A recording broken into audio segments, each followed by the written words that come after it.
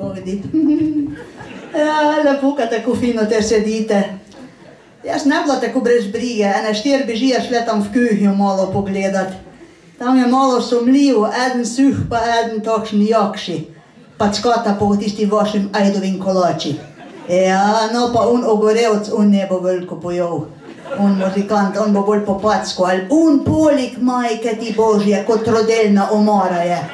Jezus Kristus, ne bo ostalo od kolača veliko, boste videli. Jezus, jaz si tak študiram. Hurimer, kaj se da tu na Bizelskim dogaja, ha? Kaj ti misliš ti? Jezus Kristus, pa ti je lepo. Kmetica leta, super.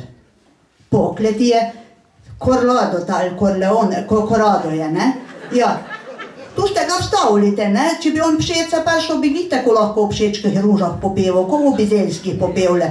Jezus Kristus, zdaj, kaj ste pa zdaj naredili? Tu mi pa najmanj ni jasno, da ste še ogorevca sem potegnil. On je pa ja bil za prisežen pšečan. Koga hudiča ste mu dali pojesti, da je pa še on sem zlezel na Bizelsko. Ja, jaz vas ne bom dolgo mutila, pravzaprav mislila sem kolač prenesla od seje moje, pa mi je star nešnih takih slabih dan naredil, mater sem se spolila. Jezus, takšni je trp. Joj, ti bo reči, kom v glavu vrga vbila, tako trp je rato, ne vem, nekaj ni bilo vredi, menda zdarovam, ne.